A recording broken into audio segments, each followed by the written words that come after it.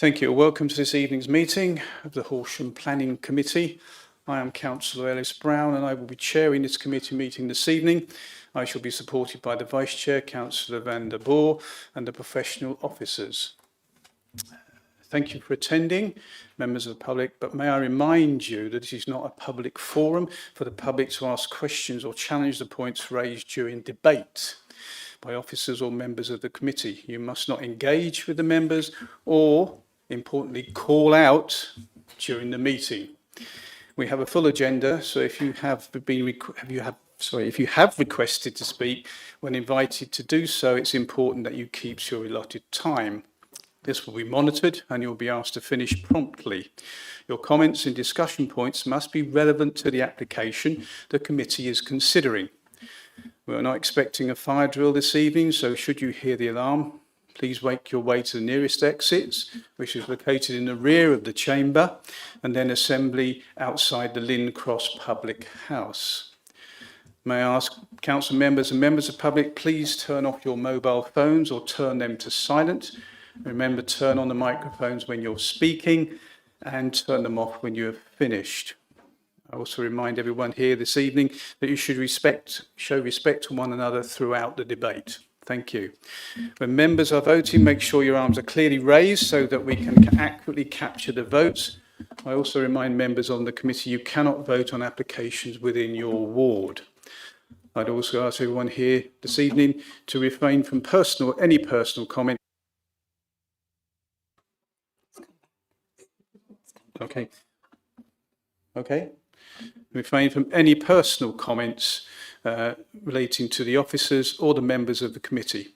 Before we proceed, could the officers here this evening please introduce themselves, starting with the officers on my right.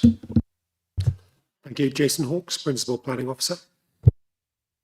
Alice Johnson, Planning Officer.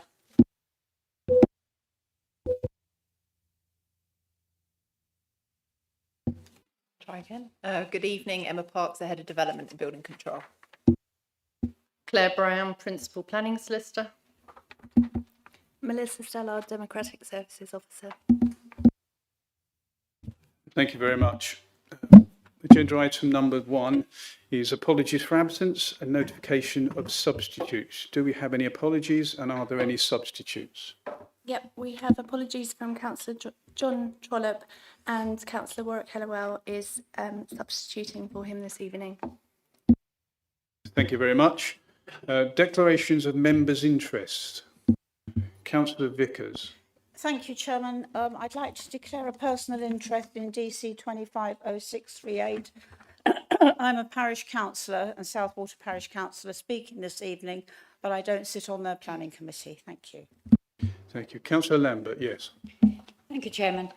Yes, I have an interest in DC 232279, land north of the Rosary, in that I know one of the speakers as a friend, and DC 241888 and DC 241887.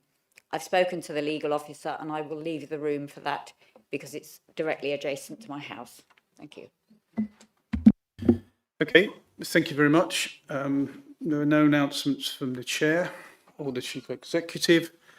So we move on to item number 4, which is DC 250638, land to the south of 2 Mile Ash Road, 2 Mile Ash, Horsham. Please could the officer make the presentation of the application to committee? Thank you.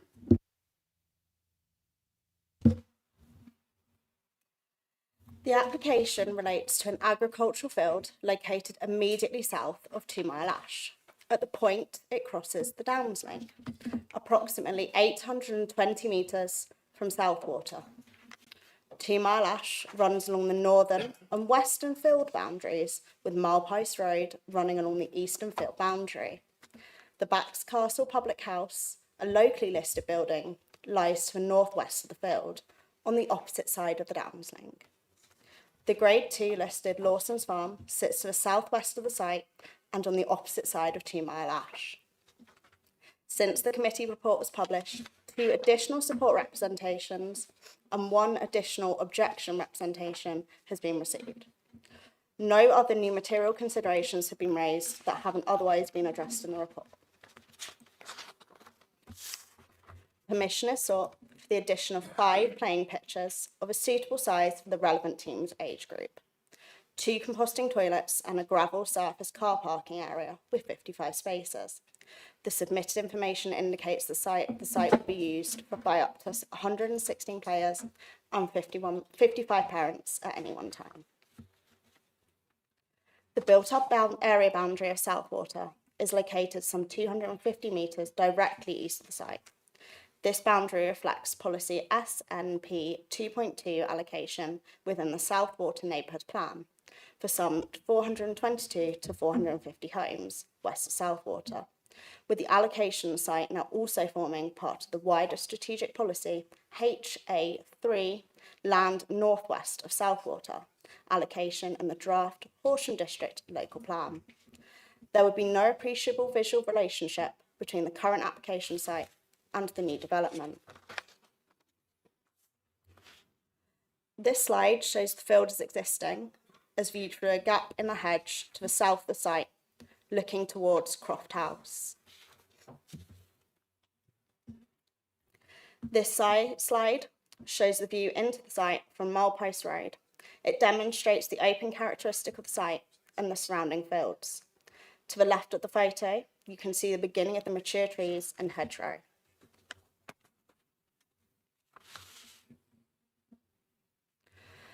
This slide shows the site entrance as viewed from Prow 1655, as well as the trees up close. Opportunities to walk and cycle to the site are extremely limited. There are no bus services that serve the site. Whilst the Downs link is located to the opposite side of 2 Mile Ash to the site, affording a direct walking and cycling route onto Southwater, access onto the Downs link from the site is poor. Pedestrians would need to walk along a grass verge for a distance of some 180 metres, with vehicles passing close by before navigating a sharp blind turn in the road to access the connection with onto the Downs link. This is clearly an unattractive arrangement. Likewise, cyclists would need to navigate the same road and blind corner at peak times of traffic to access a Downs link. Officers consider the proposal will result in significant visual harm to the landscape character of the area through the introduction of formal pitches and associated infrastructure and the site access.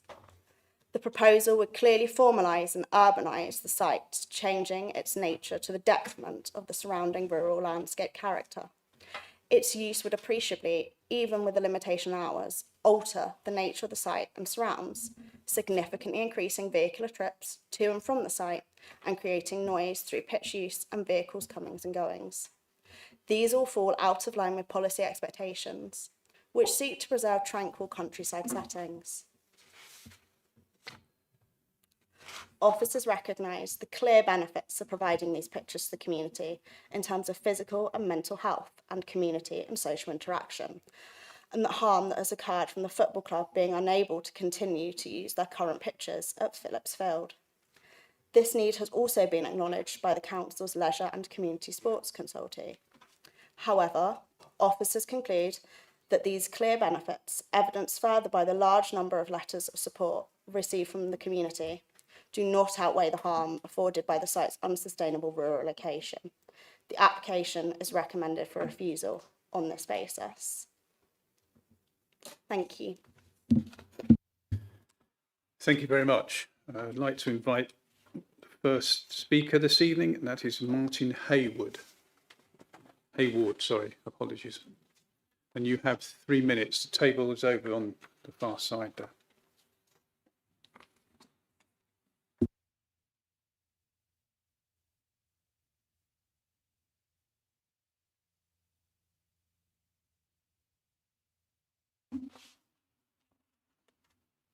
Is it on now? Yeah. Okay. Okay. The plan states that this location is on the edge of the village, close to the main home of Southwater Sports Club. It is approximately a mile away, not close enough to share facilities, and is outside the development area stated on the neighbourhood plan. Pedestrian access, as has been mentioned, by road is not an option. The bridleway is not suitable for unaccompanied children and is 200 metres away from the site. No public transport is available. The roads are not suitable for minibuses or large vehicles, especially coaches. The nearby bridge has a weight limit.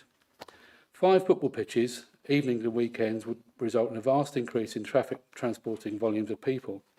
Many vehicles will arrive and depart along narrow, windy roads and with a national speed limit, presenting a problem for residents, participants and other road users. The permeable car park would constantly overflow. Drivers would undoubtedly park along Milepost Road. They imagine parents will drop the children off and return later. This only doubles the amount of traffic. The drop-off point is at the outer edge, so children would have to walk across the car park. Some of those in support are from a distance away, such as East Grinstead, West Chiltington, Henfield, Crawley Down, Hawley. I can't see these drivers leaving and returning later. The noise from cars, people, football whistles, etc. would have a negative impact on local residents' amenity and tranquility of the area. Floodlighting is not mentioned, but being a winter sport, evening use would require lighting for the pitches, toilets, entrance and car park. It would need generators, create noise, cause light pollution and have an effect on wildlife. Compostable toilets and limited facilities highlight one of the weaknesses of this proposal. No mention of water supply. Changing and washing facilities for children would seem to be a basic requirement. Storage of equipment and chemicals would be required, but is not stated. The club website says there are over 230 children playing at all levels. If such a facility is necessary, why are the existing facilities in Southwater being used by Crawley? The mention of other clubs welcome would also serve to create an even greater disturbance. From the club statement, plans have been designed to be sustainable. Well, I disagree. Minimum impact on the surrounding area. Well, in whose view? Because that's not the case. And to achieve a biodiversity net gain. The entrance would involve the removal of mature trees and hedges. Uncut grass supports 30% more wildlife than the grass being proposed. 5 mown and chemically treated football pitches. The loss of natural habitat, a car park and such reliability on vehicles does not result in a biodiversity net gain. The planting of a few trees and shrubs does not mitigate this. The committee report is comprehensive and captures all the key points exceptionally well. We understand the football club want a place to play, but this is definitely not it. Could you bring your comments to a conclusion, please? Yes, sure. There's no consideration of the local community, and we feel, why should this quiet community have such a large intrusive facility thrust upon it? To quote John Milne, I want to see a council that listens to and cares about what residents say. The residents affected by this do not want this to go ahead because it's totally out of character, incongruous with the surrounding countryside and habitat, and not appropriate. Thank you. Thank you. Okay, Judith Nesbitt, please. And you have 3 minutes. Thank you. Thank you, Chair. Who cares? Who cares about defending local democracy? Who cares about protecting the green lungs of a village? Who cares about limiting the financial interests of major landowners and developers so that community facilities are provided in appropriate locations? In light of the judicial review launched by HDC, challenging the Secretary of State's approval of development at Horsham Golf and Fitness site, Councillor Fletcher stated that the planning inspector had misapplied national policy on sustainable development.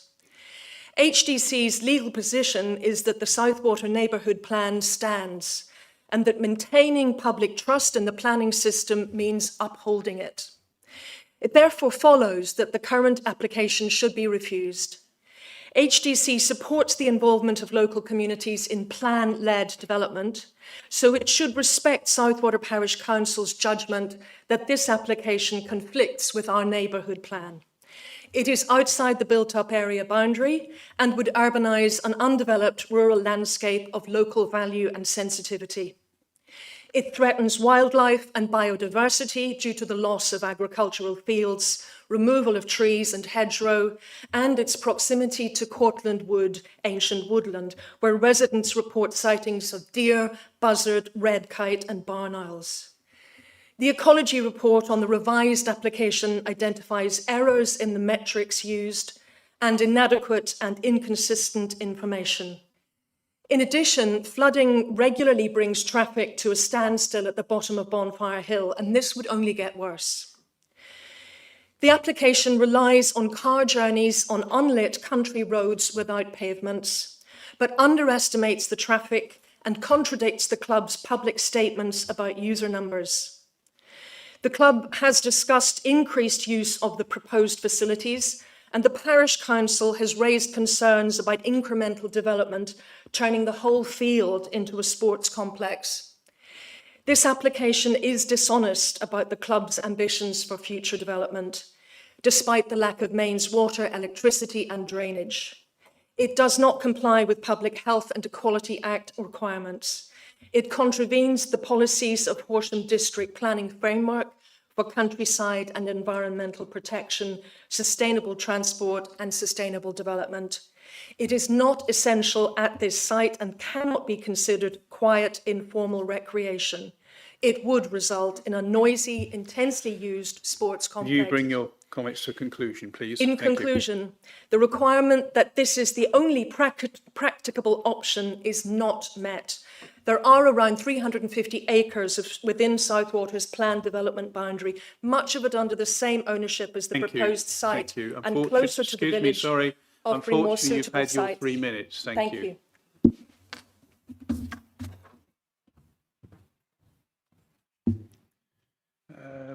Jonathan Matthews, please. And you have 3 minutes. Thank you.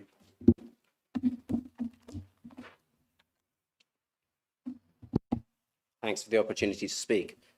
I'm speaking as a concerned resident about why I think this is the wrong development for Southwater. My objection reflects the views of many sporting parents on 2 Mile Ash, including a former football club chairman and an FA qualified coach. I have 3 boys, aged 13, 11 and 10, so I fully understand the desire for better facilities. But the other day I was watching my 13-year-old play Cityscapes, which is a planning strategy game where you build a high quality city, much as you guys do with your planning. It made me really think about the irony that this development would never be improved in such a game, and it should not be approved in real life either. The proposal is in the wrong place, and because of that, it breaches planning codes, it makes unsafe compromises for our children, and it fails to give them the facilities that they deserve. Almost everyone will arrive by car, so that violates Chapter 9 of the Planning Framework, National Planning Framework and HDFPF Policy 1. The car park needs at least 100 spaces, not 50. Without that, milepost road will face tailbacks, conflicting with other policy issues 40 and 41 in Horsham. The smaller proposal is designed to downplay the impact. Children without cars are disadvantaged and put at risk. The Downs Link issue has already been discussed. At 40 miles an hour, our children have an 80% chance of dying. To make this location safe would require major infrastructure, a 100-space car park, 20-mile-an-hour speed limit, speed bumps, pavements, and streetlights. None of this is realistic. The site also lacks running water, as has basically already been discussed. The application underplays future growth. Southwater FC have said online that they're in talks with other groups about usage. Members speak widely about 3G floodlights and pitches. All of that is laudable, but not at this site. It contradicts HDFP Policy 33. The land is outside the Southwater Development Plan, and it is not contiguous with it. The council is rightly relying on the plan to resist development at the Horsham Golf and Fitness Village, and it should be consistent here. The claim that this is the only site is patently false.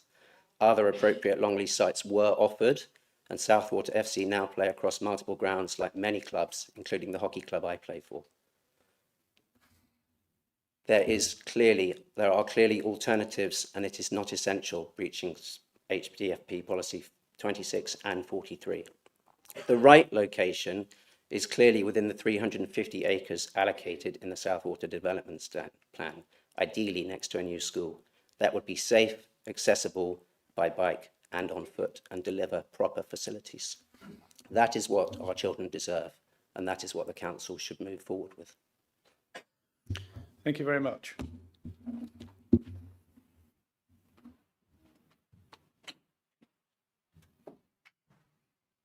I'd like to invite Heather Timpson, please, to speak, and you have 3 minutes.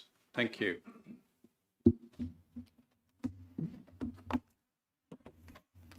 Good evening, councillors. I stand before you not as a politician or a developer, but as a mum. My son is Jack, 11 years old, and he plays for Southwater FC. Jack doesn't play football because he dreams of signing for Chelsea or Liverpool. If you asked him, he'd simply say he plays because he loves it, because he gets to kick a ball around with his mates from the village. And from a mum point of view, that's everything. It's not just football, it's friendships, it's learning, commitment, loyalty, teamwork. It's about understanding fair play, how to win well, and just as importantly, how to lose well. It's about having the chance to step to lead. Sport teaches all of this and so much more. And right now, sport is one of our most powerful tools in fighting a growing crisis, the mental health challenges facing young people. Although I speak tonight as a mum, I'm also a teacher. I spent over 20 years in education, much of that as deputy head, specialising in pastoral care. I've seen firsthand how sport can transform a young person's confidence, behaviour and well-being. It changes lives, it saves lives. Southwater FC is a thriving community club with a strong youth section. But unless we find a solution soon, the temporary arrangements made for the current season will end. And by the end of next year, it may not survive. That would be devastating loss, not just for the players, but for our entire community. Yes, some children might find places in other clubs, but many won't. Youth sections and local clubs are oversubscribed and at maximum capacity. And for so many of our boys and girls, the magic isn't just in football. It's in playing with their friends in their village as part of a team they belong to. By next year, Jack will nearly be 13. If there's no local club for him to play at, like many others his age, he'll likely stop playing altogether. We know this is the age where participation in sport drops dramatically, where issues like anxiety, isolation, and unhealthy screen time start to rise. Football is one of our greatest weapons against that. When people ask me why I became a teacher, I say it's because I wanted to make a difference in young people's lives. And I imagine that's why many of you choose to serve on this council, to make a difference in your community. I'm not asking you to choose between protecting the countryside and supporting our young people. This isn't a fight between one or the other. The club has worked with experts to address your concerns and has developed well thought out, balanced proposals, and that protect both the green spaces we all value and the future of youth sport in Southwater. The loss of the club's current ground wasn't their fault, but what happens next can be influenced by your decision tonight. This club is run entirely by volunteers, parents, coaches, local residents, giving up evenings and weekends to help our children stay active, connected and confident. These volunteers are the heart of our community, and tonight they need your help. Please help us keep our children playing. Help us protect something truly special. Thank you for your time and for listening. Thank you very much. I'd ask Nicola Wallace, please. And you also have 3 minutes. Thank you.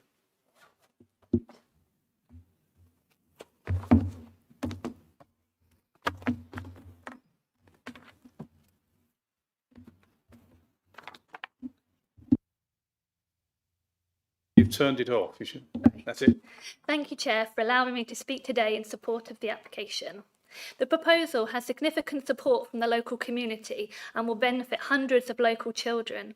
As you can see, 76%, a large majority of the people who responded, support the proposal.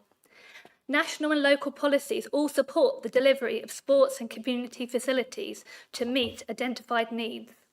This is a suitable site and is well related to the existing built-up area of Southwater. The club has lost the use of their current site and evidence has been submitted. Your officers have agreed that providing new pitches outside the built-up area of Southwater is the only practicable option as required by Policy 43. The application has been widely consulted by a range of statutory consultees who are satisfied with the proposal.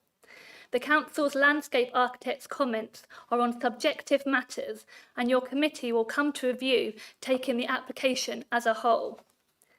The site is enclosed on 3 sides by a road with extensive trees and hedging. The proposal creates a small entrance requiring the removal of 4 trees. In mitigation, the scheme provides 40 new trees, including an orchard, half a hectare of wildflower meadow, and thousands of native plants, which results in significant biodiversity net gain. The pitches maintain the openness of the site and the character of the area. Views of the site would be limited to the upper floors of a handful of properties in 2 Mile Ash, which are over 80 metres away from the proposed pitch. Rights to a view are not a material planning consideration. The officers have confirmed the amenities of neighbours are not affected. We ask the committee to balance the perception of harm from glimpses against the critical need identified in this application and by the many supporters of this scheme. Members will have noted that the Highway Authority consider there are no transport or highway safety grounds to resist this proposal, subject to the inclusion of the suggested conditions and Section 106 agreement. The travel plan initiatives will promote sustainable modes of transport and includes the recommended cycle spaces. The site is only 1.4 kilometre, 0.8 of a mile from the existing Lintott Square, and this is considered well related to an existing settlement. The club's former site is also outside the built-up boundary, as are most other sports facilities. Nature Space, Natural England and the Environment Agency all have no objection subject to conditions. The applicant is fully agreeable to providing the necessary ecological reports. However, given these items would require the club and the children's parents to raise significant additional funds, Could you bring your comments to conclusion, please? Sorry. it is politely requested that if the committee is minded to support the principle, the application can be conditioned to allow a PEA and the Section 106 of BNG to be submitted to the satisfaction of the Council. Taken as a whole, the proposal is acceptable and should be approved. Thank you for your time. I'm happy to answer any questions. Okay, thank you.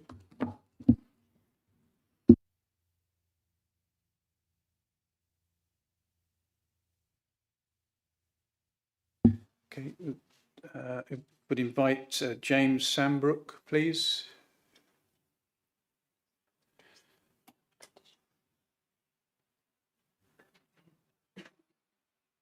You have 3 minutes. Thank you very much.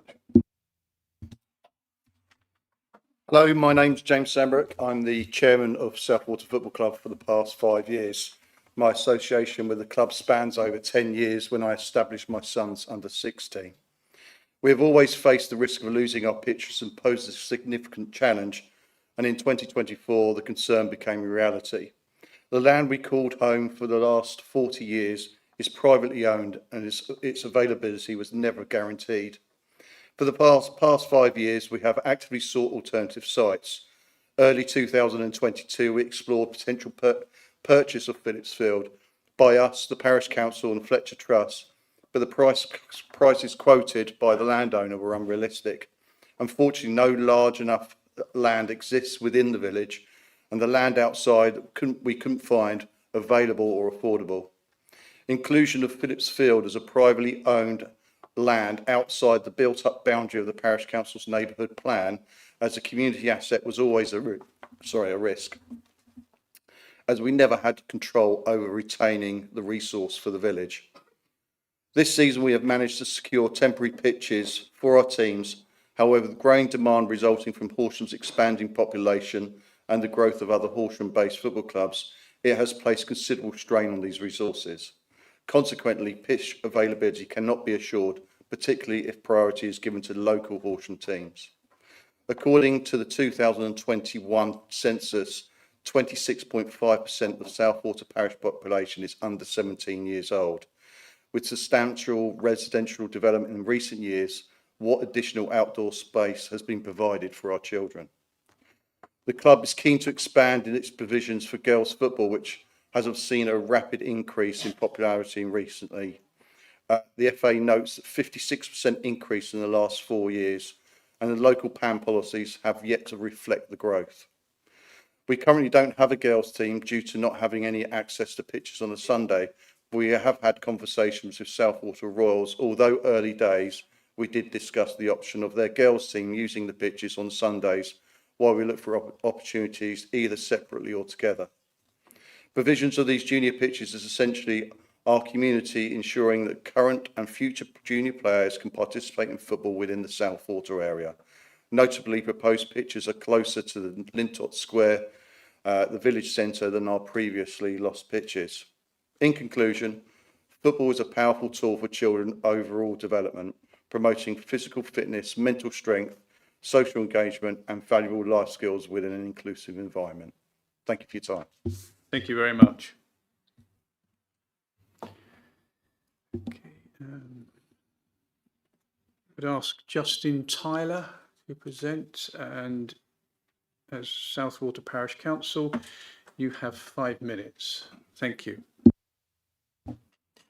Good evening, Chairman and members of the committee. Justin Tyler, Executive Officer of Southwater Parish Council. I'm here today to speak on behalf of the Parish Council regarding the planning application DC 250638. Southwater Parish Council fully supports the improvement of sports provision in its community. We recognise the vital role that football and other recreational activities play in the lives of residents, especially young people. Likewise, identify the need for additional capacity for formal sports. It was disappointing to receive notification from HTC that the asset of community value application for Southwater playing fields was rejected, an area protected under policy SMP 7 of the neighbourhood plan.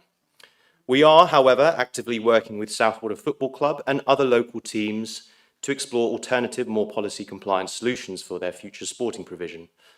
Our objection to this application is based solely on planning grounds and the overriding need to uphold the integrity of the Southwater neighbourhood plan in view of growing pressure from speculative development.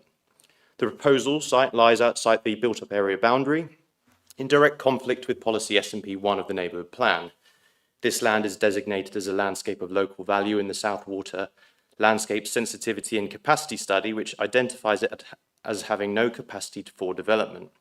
The introduction of urbanising features such as pitches, fencing, signage and a car park would significantly alter the rural character of the area. Secondly, the proposal raises serious concerns under policy SMP 15, which promotes sustainable transport and infrastructure. Whilst this site is in close proximity to the Downs Link, there is no safe or formal pedestrian or cycle pathway connecting the Downs Link to the proposed development. This significantly limits the potential for visitors to access the site by foot or bicycle. Thirdly, there are concerns about the potential for incremental expansion. Whilst the current application proposes 5 pitches, there is a risk that further facilities could be added over time, effectively transforming the site into a larger sports complex. Should the application be approved, the committee is asked to consider imposing conditions to prevent future expansion beyond what is currently proposed. Southwater Parish Council simply needs to preserve and uphold the made neighbourhood plan as an important, current and adopted local planning policy document, especially in view of growing pressure from recent speculative development. In conclusion, while the Parish Council remains committed to supporting local sports provision and Southwater Football Club, this particular proposal is not compliant with the Southwater Neighbourhood Plan and poses an impact to the rural landscape. We respectfully ask the committee to consider these points when making its decision. Thank you for your time. Thank you very much. Now I invite the officers to come back on points raised during the public speaking. Thank you. To confirm, the proposal does not include floodlighting. A new application will be required for this. And the Environmental Health Officer has not objected on the grounds of sanitation. Were the proposal supportable on all other grounds, a condition securing details of the composting toilets and the methods of sanitation would be recommended. Members, you'll be aware that in the report, we recognise the need for the facilities of the community and the benefits of providing the pictures. And to go on further to confirm, the preliminary ecological appraisal and the BNG requirements would be needed prior to the decision-making process and cannot be secured by condition.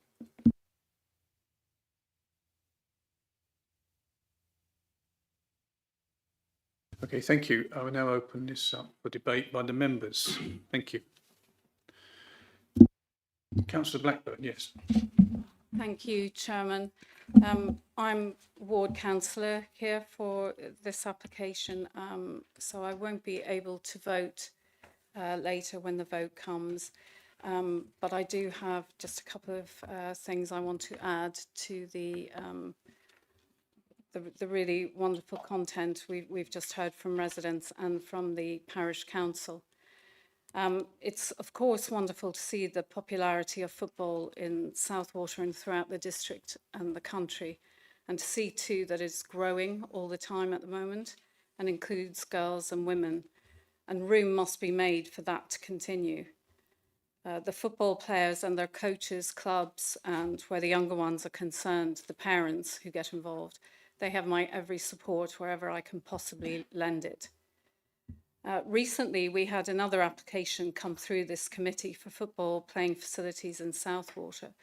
It was refused because it would have had too great an adverse impact on its neighbours, as well as meaning a loss of informal sporting and recreational space for the whole community. I'm really sorry to say that I feel something similar might be going on here, only if anything, it is more pronounced. The need is completely indisputable, but as in the previous case before us, this may not be the right solution. This site is in a rural location. That is an absolute. Any changes made to it will change this rural landscape to a greater degree, and so requires consideration beyond that of being used to fulfill a need elsewhere, regardless that it is evidence that a countryside location is the only practical option. There are no pavements on this winding country road, nor is there public transport, and it is acknowledged in the report that the location is not well related to Southwater or to any other settlement. This means that to use it, a car journey is necessary for almost everyone. The boundaries, as well as the site itself, comprise hedgerow trees and land that are home to a multitude of wildlife and biodiversity. And with regard to replacing trees that are moved or taken away, new for old is not an equivalence where biodiversity is concerned.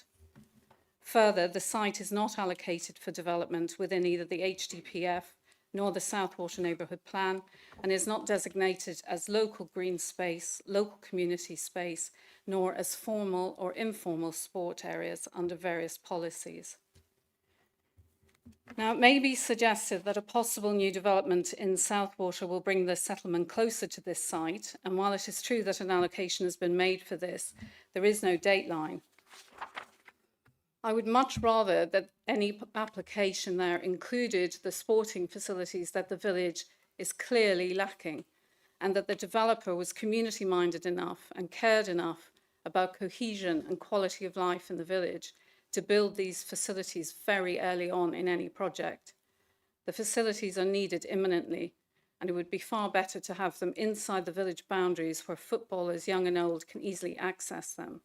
And this is urgent. In the meantime, I just want to note that some neighbouring parishes are assisting by making space available temporarily wherever they can, even if it's just for training, which is very helpful. And further help from other clubs or communities would be very much appreciated too. I'm really grateful to the residents and to the representative of the Parish Council who've taken the trouble to come here this evening to let us have their views. And I look forward to hearing what my colleagues have to say. Thank you, Chairman. Thank you very much. Any other members wishing to speak on this? Councillor Vickers, yes. Yes, thank you, Chairman. I'd like to start by thanking the Planning Officer for the very full report and her presentation, and the very useful site visit that we did recently. I've listened carefully to the speakers here this evening, and it's hard not to be moved by the supporters and their clear need for pitches to replace Phillips Field, which is no longer available to them. There is no accessible walking and cycling or public transport models in the vicinity of this site, so this proposal would depend highly on private car for access, contrary to policies 40 and 43 of the HDPF and paragraphs 115 and 117 of the MPPF. This site is clearly not suitable, and the benefits do not outweigh the harm. The proposed development would introduce a very significant level of activity in this very tranquil location, detrimental to the landscape character of the area, contrary to policies 25 and 26, 32 and 33 of the HDPF. And whilst I have huge sympathy, like my colleague next to me, for the club, I totally agree with the officer's recommendation, and we need to find them a suitable location. So for the reasons I've already stated, the suitability of this site is not acceptable or sustainable, and I will be supporting the officer's recommendation. Thank you. Thank you very much. Any other councillors wishing to speak on this particular item? No? Okay. In that reason, I'm going to go to the vote. And the vote is to refuse planning permission. All those in favour of the refusal of the planning permission, please show.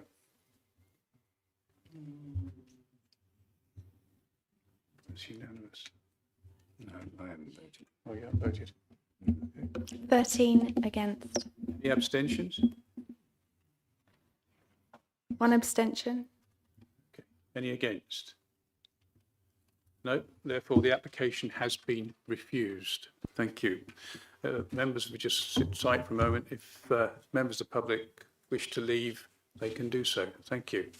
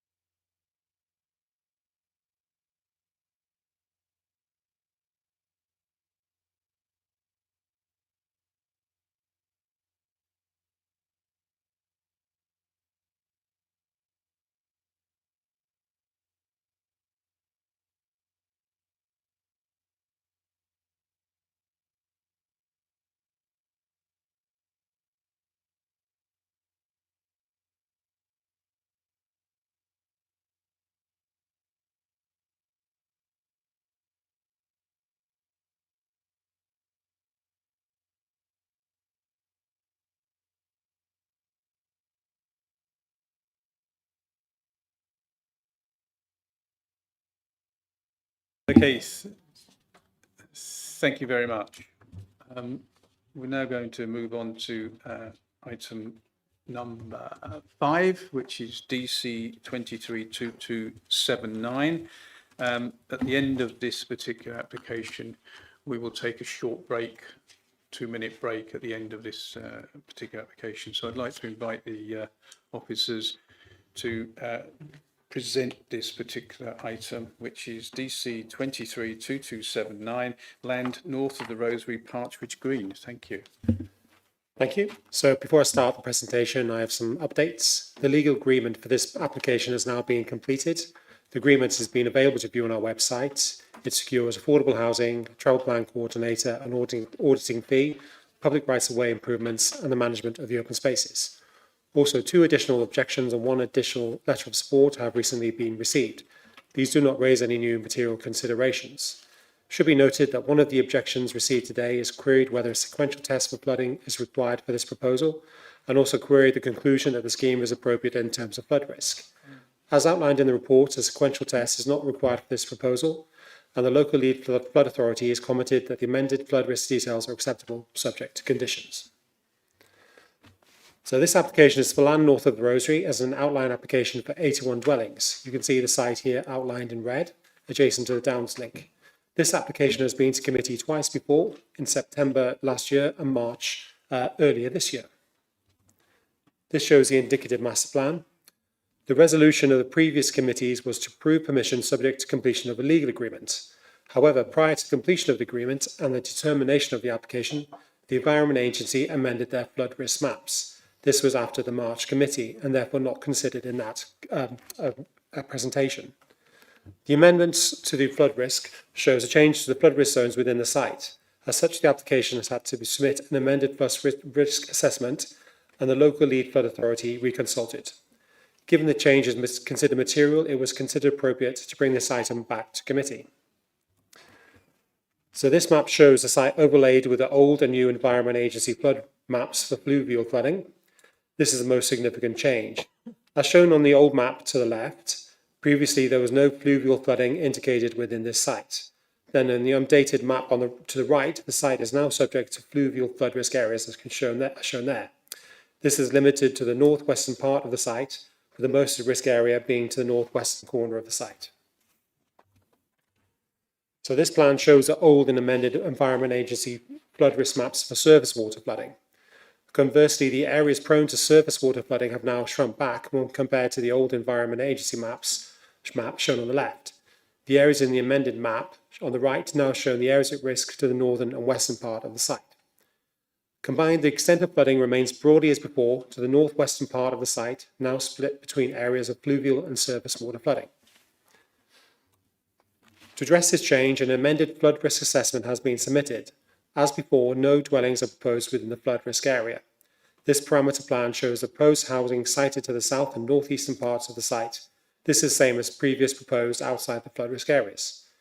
The amended layout shown here shows a pumping station moved outside the flood risk zone. This is a new amendment, and the pumping station is denoted by the red asterisks. The play area and suds are shown retained to the northwest corner of the site within the flood risk area. In response to the amended assessment, the Council's local lead flood authority have raised no objections in consultation with the Environment Agency and recommended revised conditions.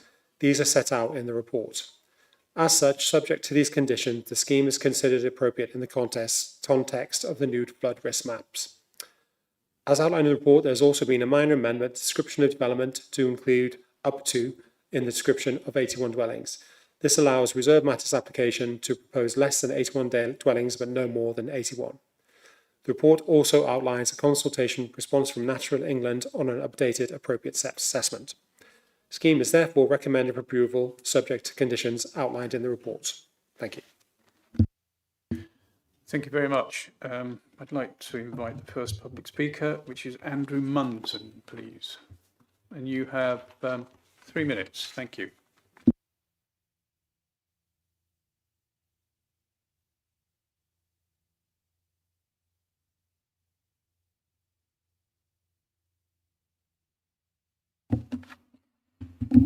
Chair, councillors, thank you for giving me this opportunity to speak this evening. I do not seek to hold you up for long. I'm Andrew Munson, Planning Director at Reside Developments, a local, independent, award-winning and quality developer. Members will be aware that this scheme has been before committee previously, which was approved earlier this year, subject to the completion of the Section 106 agreement. The Section 106 agreement has now been completed and is signed by all parties. Whilst negotiating the Section 106 agreement with officers, changes were made to guidance outside of our control. As your officers' report sets out, this relates primarily to the change in the Environment Agency's flood risk maps. Reside responded to this change, which has been agreed by the LLFA and the EA. In addition, a minor change was made to the description of development to read up to 81 dwellings, given this is an outline planning application. These are considered minor changes overall and do not change the substance of the scheme you previously approved. I therefore ask that you endorse your officer's recommendation and approve this planning application. Thank you. Thank you very much. Now invite Councillor Jonathan Chowan, West Grinstead Parish Council, to speak, please. And you have 5 minutes. Thank you.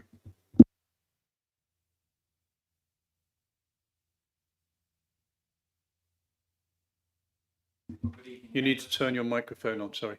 Thank you. Is it on? Thank you. Well, good evening, members, and thank you, Chairman. It's good to see so many familiar faces. And it's also, so this is what a professional planning committee looks like.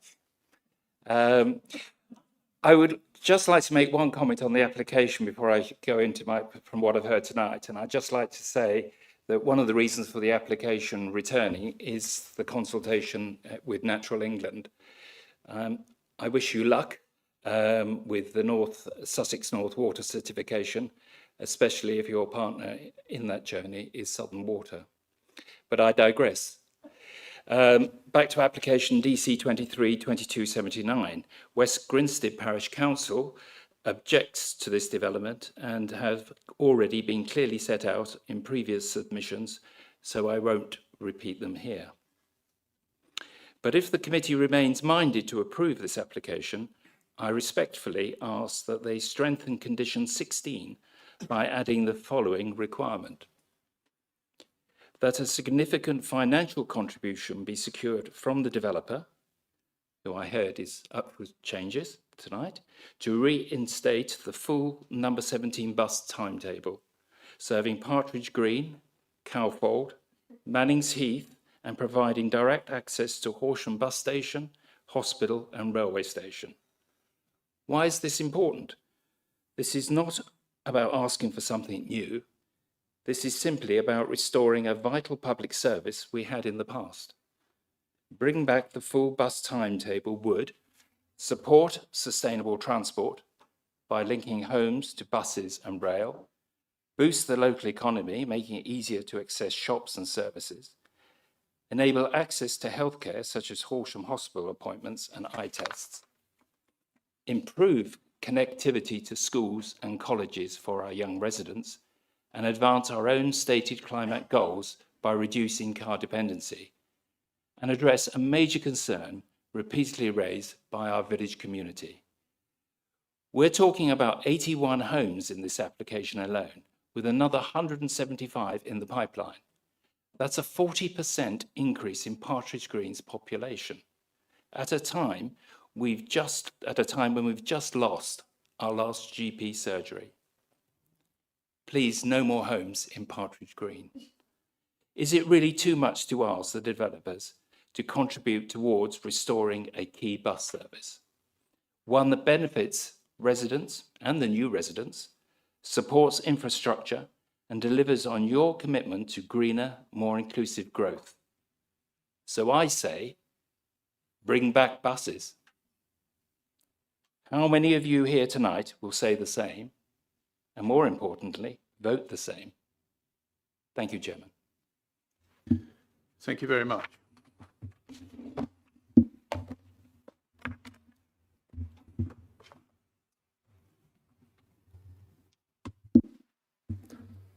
So, firstly, we can't secure contributions via condition.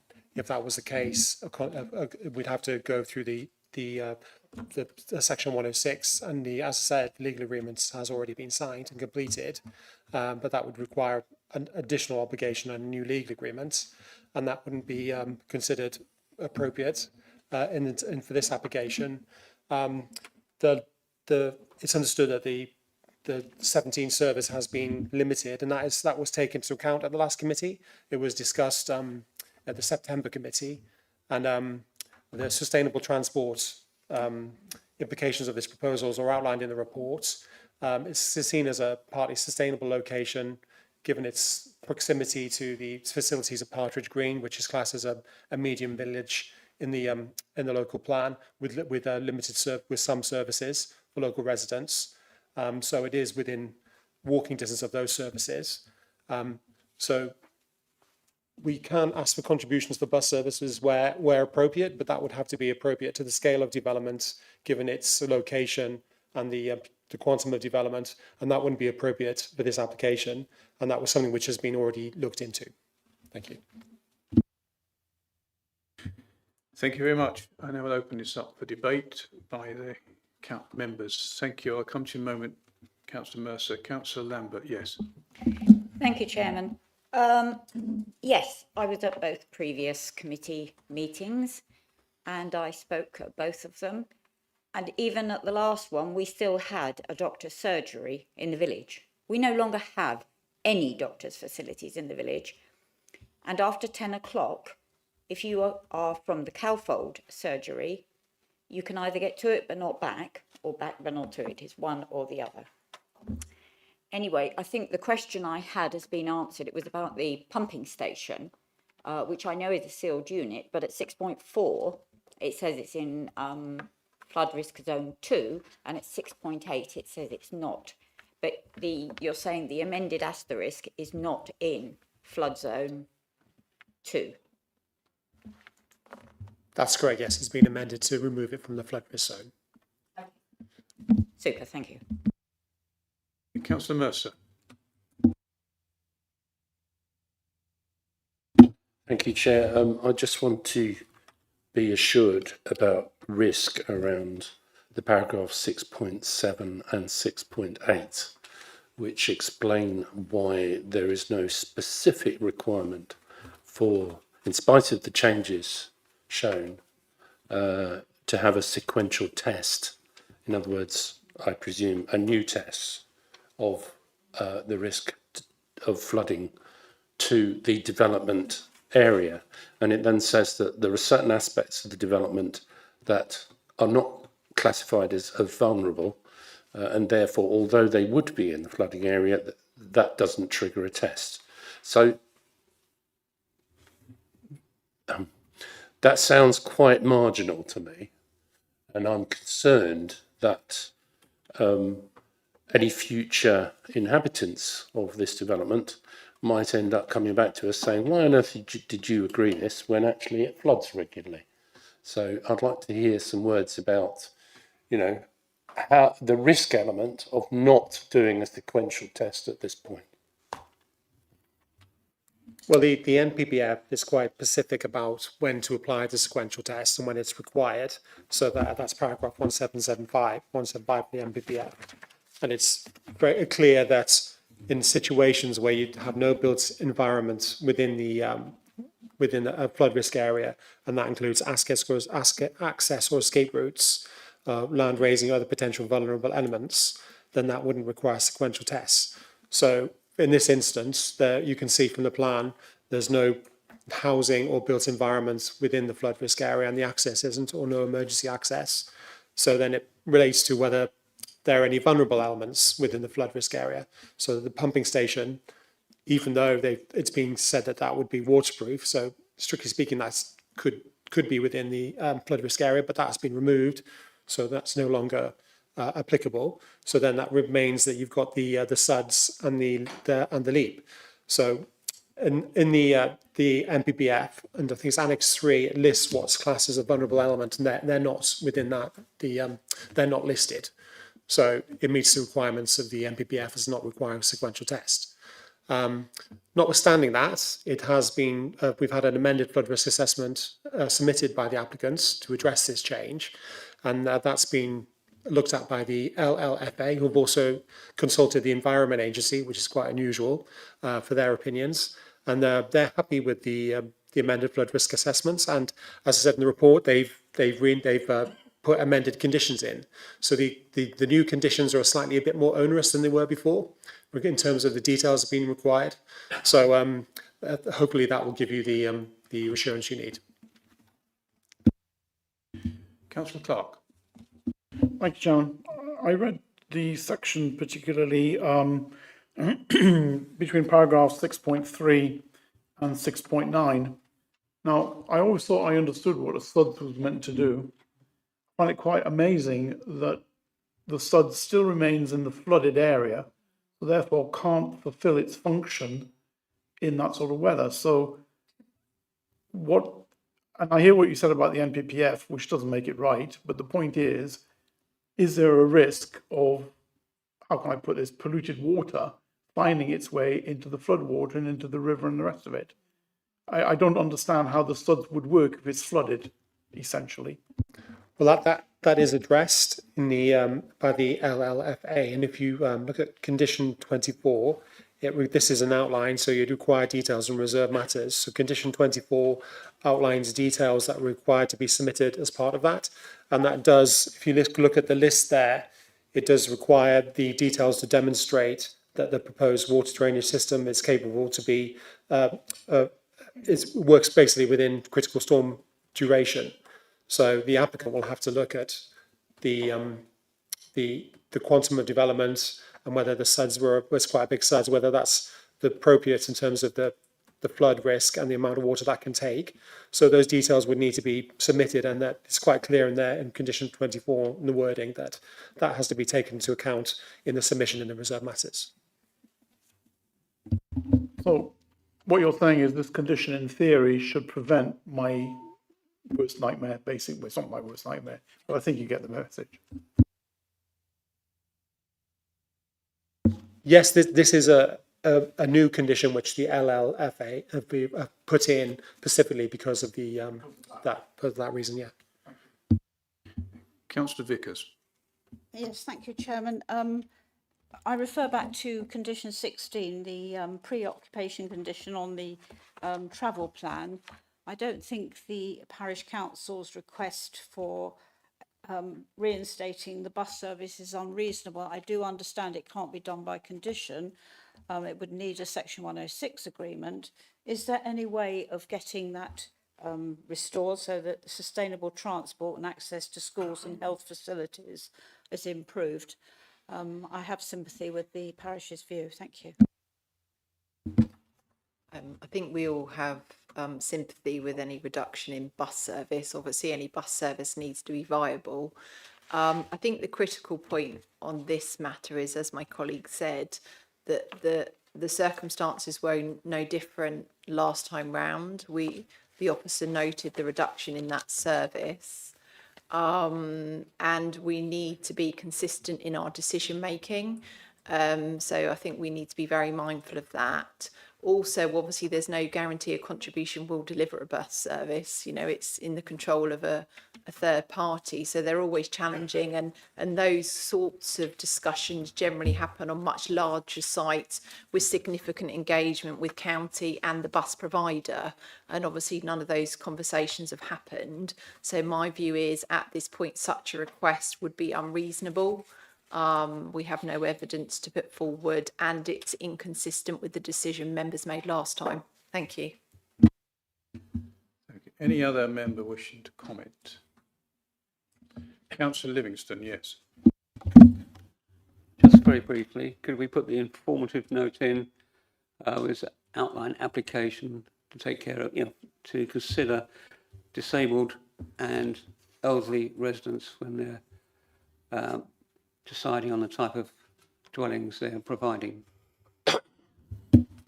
Yes, Councillor Livingston, just so everybody's aware, that follows a conversation at the last committee regarding providing a proportion of units or encouraging the delivery of a proportion of units to meet kind of different needs of individuals, which is encouraged in a number of our policies. Whilst it's not a requirement, we wish to encourage it. So therefore, the addition of an informative is reasonable. Thank you.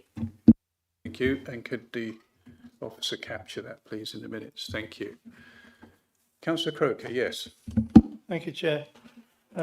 This is really just a comment. I don't think it's going to go anywhere, but just a reminder for members that in 2024, the Partridge Green sewage treatment works spilled 100 times for a total of 1327 hours. On the other hand, Southern Water have no plans to improve that works until after 2030, which is all rather depressing given the numbers that we're going to see, a number of increased housing. And in some respects, I share Councillor Clark's worry, shall we say, about water, perhaps a slightly different type of water though. Thank you. Thank you very much. Any other councillor wishing to speak on this particular application? No, therefore we will go to the vote.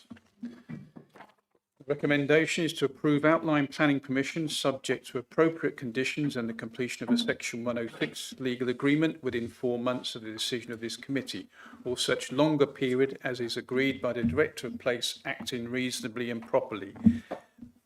All those for, please show.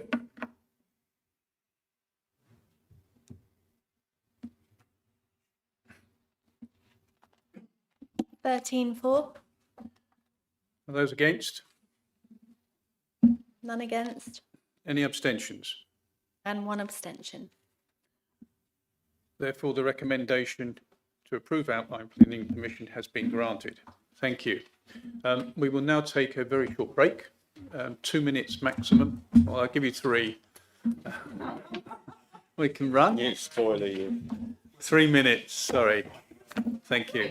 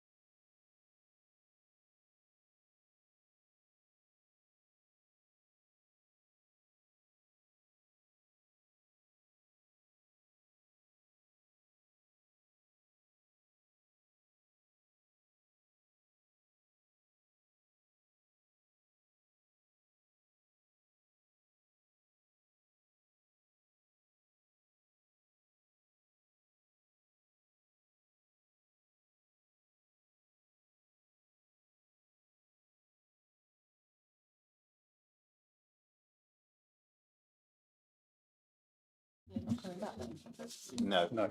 Oh. Okay, thank you very much. Moving on to item number 6 is DC 241888, land parcel at Mill Lane, Partridge Green, Horsham. And could the officer please make their presentation? Thank you. Good evening. This application relates to a parcel of land located on the north side of Mill Lane in Littleworth. 3 listed buildings sit to the east of the site, as shown here. The main cluster of homes within Littleworth sits to the southeast of the site, on the opposite side of Mill Lane. Littleworth is an unclassified settlement and therefore has no defined built-up area boundary. The built-up area boundary of Partridge Green is approximately 800 metres directly south of the site. Outline planning permission is sought for 2 houses on the site, with all matters reserved other than access. This plan shows an indicative site layout and landscaping detailing how the 2 houses could fit on the site. This is the site as seen from Mill Lane facing east towards Littleworth. And this is the site facing west on Mill Lane away from Littleworth. This is an illustrative view of the approximate position of the 2 houses and from the other direction. The draft Horsham District Local Plan proposes a secondary settlement boundary to Littleworth, as shown here. However, given the poor status of the plan, this proposed boundary can only be given limited weight at most. In addition to this, and as explained at paragraph 6.13 of the report, previous appeal decisions have established that Littleworth can be considered a sustainable location for development. The location of these decisions is shown on this plan. Notwithstanding the precedent set by these appeals, the location of the proposed site remains in the countryside and in a location beyond the main body of housing within Littleworth. The site is very rural in character, with limited visual relationship with Littleworth itself, albeit it is acknowledged that there are houses to either side of the site.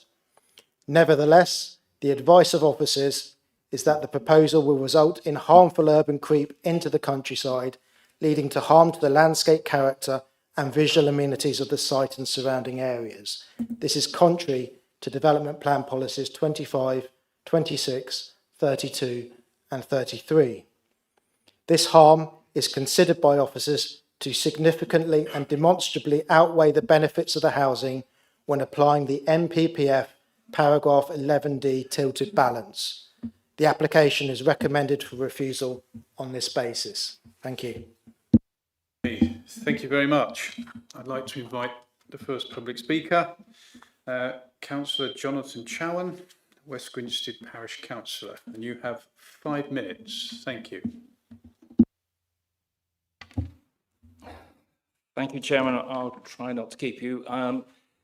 West Grinstead Parish Council agrees with the recommendation from the officer. This is as a very rural site, a very rural area. You have to visit it. The map doesn't give that impression. It looks like it's half built up. But Partridge Green and Mill Lane and Littleworth are historic and old areas of the community. And it sits there in this very special rural occasion, and we do not want it to be spoilt and turned into an urban road. So totally agree with this, and I think this is a very good example of a rural site which should not be developed and just turned into another urban settlement. Thank you, Chairman. Oh, and it does require a good bus service, and number 17 does run past it.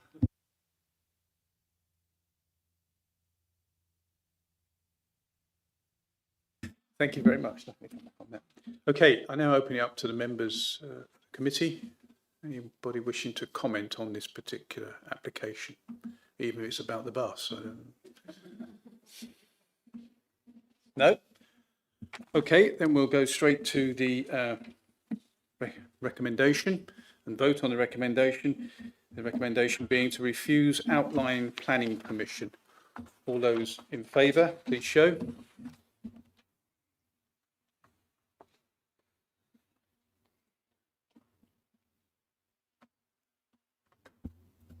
13 for. Those against? 1 against. Any abstentions? No abstentions. Therefore, the outline planning permission has been refused. Thank you.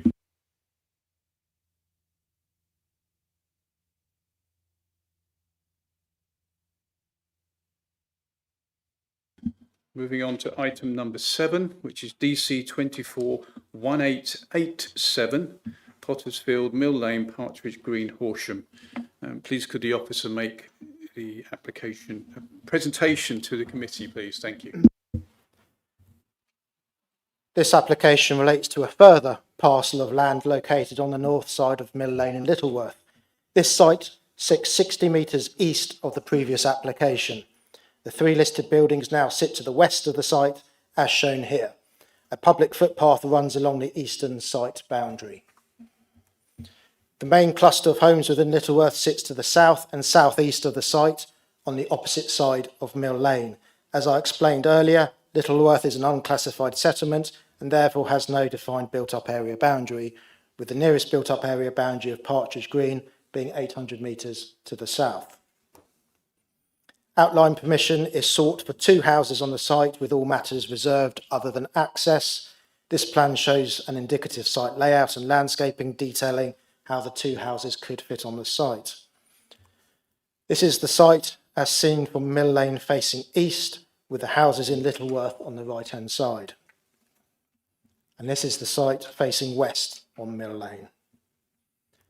This is an illustrative view of the approximate position of the 2 houses as seen from the public right-of-way and from the other direction. As I explained earlier, the draft Horsham District Local Plan proposes a secondary settlement boundary to Littleworth. However, given the poor status of the plan, this boundary can only be given limited weight at most. In addition to this, and as I explained before and in paragraph 6.13, previous appeal decisions have established the sustainability of Littleworth as a location for development. Notwithstanding the precedent set by these appeals, the location of the proposed site remains in the countryside. The site is, however, less rural in character than the previous site, having a closer visual relationship with Littleworth itself, with houses opposite as well as to either side. The proposal would be seen in this immediate, more urbanised context and would not represent encroachment outside of what would be perceived as the pattern of development in this part of Littleworth. The transition to open countryside is considered to take place further to the west, between this application site and the previous site. This current site therefore represents a more logical infilling, the harm of which, in the opinion of officers, would not significantly and demonstrably outweigh the benefits when applying the MPPF tilted balance. The application is therefore recommended for approval on this basis, subject to the conditions set out in the report. Thank you. Thank you very much. I'd like to invite the first public speaker, which is Carla Field, please. And you have 3 minutes. Thank you.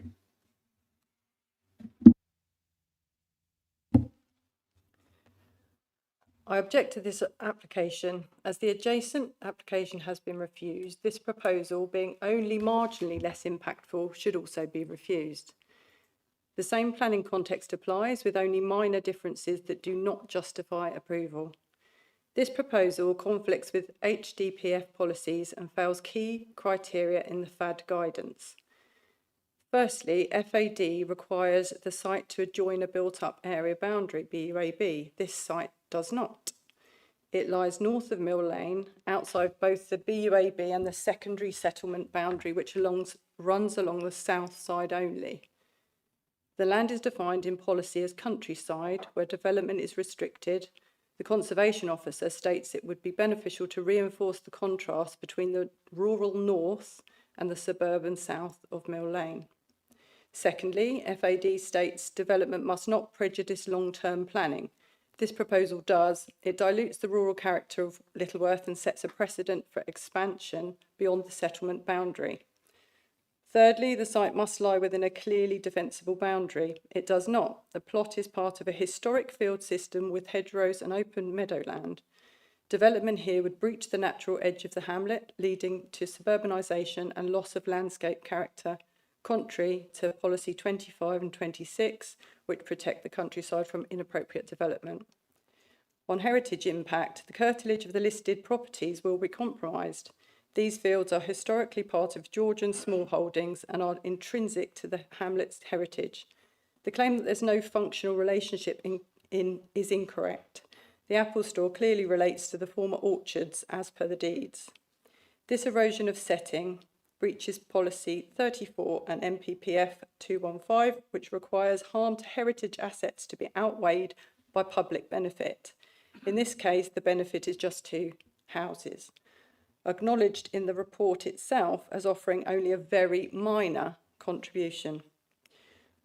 On housing need in this area, a quick search shows 25 properties available currently for sale within a 1 mile radius, and 81 further ones have just been approved for development. On water neutrality, the inspector's findings in ID 08 question the strategic soundness of the current approach, undermining policies 31 and 37. Drainage and flood risk are also concerns, as the site is wet meadowland with a high water table. Existing homes already suffer from waterlogging and subsidence. The proposed drainage strategy is inadequate and risks worsening conditions. On biodiversity, the site shows a net loss of habitat units, worse than the adjacent refused plot, contrary to policy 31, impacting protected species and no longer contributing to the wildlife corridor linked to the NEP estate. Could you bring your comments to a conclusion, please? Yes, I can. Thank you. In summary, the harms to heritage, landscape, biodiversity, drainage and policy non-compliance clearly outweigh the minimal benefits. I respectfully urge the committee to refuse the application. Thank you very much.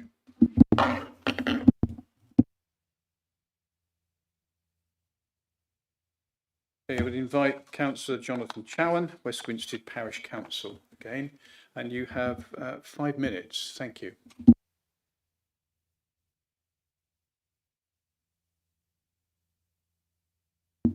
That was a very good presentation, and I certainly can't do better than that. What I would like to emphasise, though, is the rural nature of this road and the reason we just took a decision. Anyone who sees that plan can see that if that is developed, that parcel of land, it will then link to 1, 2, 3, 4, 5 houses there. Another field would link, then it would link to the other one, which I'm sure would get on appeal now.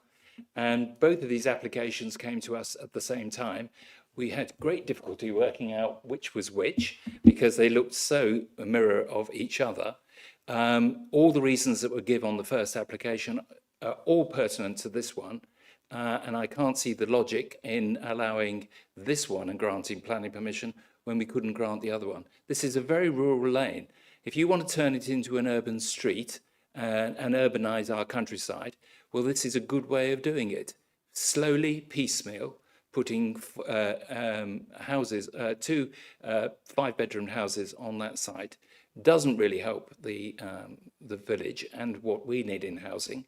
At least the development north of the Rosary does give us some affordable housing and does give us some specialist housing. This gives us nothing. It just takes away from us, Chairman. And there's, as I've mentioned earlier, the bus service is totally inadequate along Mill Road, and so you couldn't possibly vote for this. So I really would ask members, if you want to be brave about something, object to this planning application and save the rural nature of Partridge Green, which is under huge threat with 178 houses heading our way. Thank you, Chairman. Thank you very much. Invite the officer to come back on points raised. I'll respond to a few points. Obviously, members, the starting point, as I said in my presentation, is that the tilted balance applies to this application. So therefore, the harm must significantly and demonstrably outweigh the benefits.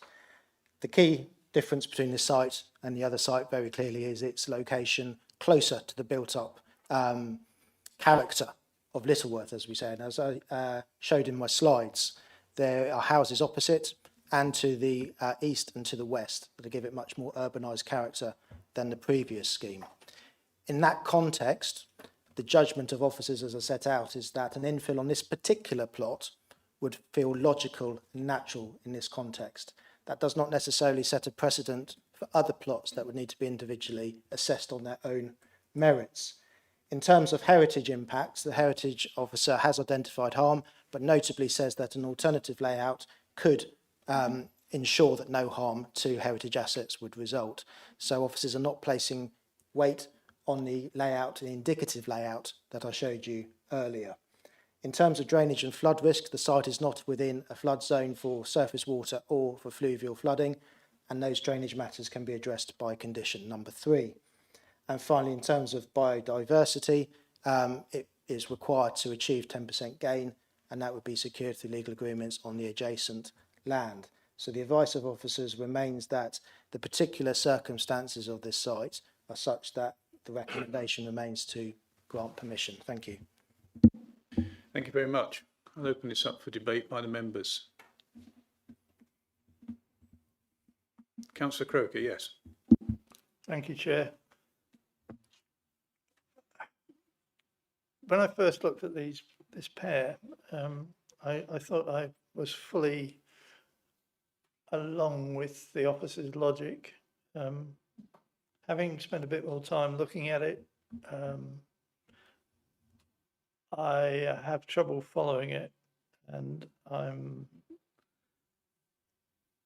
as with all these things, it's balance, and I think the balance doesn't tilt towards approval. That's my current view. I'd be interested if any other members feel that way too. Thank you very much. Councillor Vickers, yes. Thank you, Chairman. I thank the officer for trying to explain to us why this is less rural than the previous application. It is only 60 metres, I think you said, to the east of the previous one, which we have just refused. It looks to me like it's Urban Creek again, even though it's closer to the built-up area boundary. So I do have some concerns that we've tilted the balance too much in favour of allowing this outline application. I understand what the officer's saying, but I'm still not entirely happy that this isn't actually intrusion into the countryside. That's unacceptable. Thank you. I'll come to you in a moment, Councillor Clark. Councillor Trott. Thanks, Chair. Yeah, I mean, in concurrence with the previous two comments, I don't see a great deal of difference. There is the urban creep that's there, but the major point for me is, well, apart from the fact that the HDC Conservation Officer has objected, which is always a bit of a concern, urban creep, wildlife corridor, but the major thing is, when saying the tilted balance, my understanding of the tilted balance is that it should provide some sort of benefit. The harm must outweigh the benefit. And the benefit on this one appears to be pretty small. 2 5-bedroom houses, or whatever, 2 detached houses, are not going to do anything for the housing situation in Horsham district. So the benefit is absolutely negligible. So I think I'm kind of minded not to support this on that basis, that I don't think it meets the conditions of the tilted balance. Thank you. Councillor Clark. Thank you, Chairman. When I first started reading the papers, I thought I was seeing double because most of the paragraphs are the same in both of the submissions. But if one looks at the diagram there, in fact, I mean, whilst I wasn't bothered on the first application whether it went through or not, the logic, as far as I'm concerned, is that the square that's outlined in yellow is in fact not surrounded by houses. You've got open aspects to the north and the south. So turning it down, I can live with to a certain extent. I'm indifferent. This one is in fact surrounded by houses to the north, to the east, to the west and the south. Yes, there is quite a lot of impact on the 2 listed buildings on the left as I'm looking at the screen. But I think that's the logic behind the position. And, you know, that's why officers, I would suspect, I can't speak for them, but I think this is typical infill. I get the points about urbanization and the rest of it, but at the end of the day, it's about infill. Thank you. I'll just clarify a point in our judgments, and I've got a separate slide here that's just a closer up view of the first slide, and it shows the locations of both applications. Where I've drawn 2 yellow lines there is, in our view, where there's a clear transition between being along Mill Lane, where you've got houses on the north and mostly on the south side, and then suddenly you go through that hedge line and you very much feel you're in a rural countryside. So that explains why we consider that this current application is more acceptable than the previous application. In terms of heritage matters, the comments, as the report sets out from the heritage officer, are noted. The previous application was not refused on the grounds of heritage, and in this instance, as before, the heritage officer has suggested that an alternative layout would ensure that there would be no harm to those heritage assets. So the advice of officers is that a refusal on heritage grounds wouldn't be justified in this situation. Thank you. Thank you very much. Councillor Knoll. Thank you, Chairman. Following on from previous comments by fellow members, I am rather concerned about the inconsistency between these two applications. Well, no, I'm concerned about the similarity of the two applications, and yet there is an inconsistency from officers, and there are several items that I see going through the two different accounts in our papers, but one that's jumped out to me just as an illustration was about, and I know it's a simple thing, but great crested newts are a symptom of the amount of biodiversity there is around this area. Both of the applications point out that there is a pond with, I'm trying to see where it is actually on the picture, but there's a pond within 100 metres, sorry, it's within 10 metres, I believe, of both applications. On the first one, which we've just turned down, it says there is a great potential for harm, these great crested newts. On the second, that's in 6.33. On 6.36, on the second one, it says, yes, there are great crested newts, but we will deal with this because we can get a special licence for them. So there's either a potential for harm or there isn't. And it's the same pond with the same great crested newts. I don't really understand what the difference is between the two of them. And for that reason, I'm minded to actually refuse the second one the same way as refuse the first one. Thank you. If I can clarify that point, Councillor, you picked up a point I spotted earlier in the report around this. Now, on this current application, the ponds are directly north of the site under that cluster of trees you can see there. And the applicant has joined the district licensing scheme to offset any harm to great crested newts, which is standard practice in these situations. With the other site, subsequent to the comments from Nature Space which raised concern, the applicant also joined the district licensing scheme, and apologies, the report didn't pick up on that. So in both cases, the district licence will cover impacts on great crested newts. Thank you. Thank you. I'll accept that one then. Thank you. Thank you. Councillor Helliwell, and I'll come to you, Councillor Mercer. Yep. Thank you, Chairman. Like many of my colleagues, I was a little bit confused by the two applications, which almost seem to be identical. However, from the clarification that's been given today, I'm mindful that if we did refuse it against the officer's recommendation, it would go to appeal and they would win. I can also see that what we're actually doing here is drawing a line in the sand.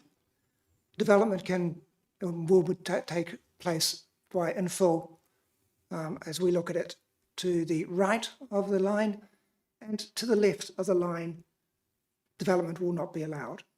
And to me, that will send a clear message as far as our planning policy is concerned as to where we are going, especially in this particular area regarding development and not development.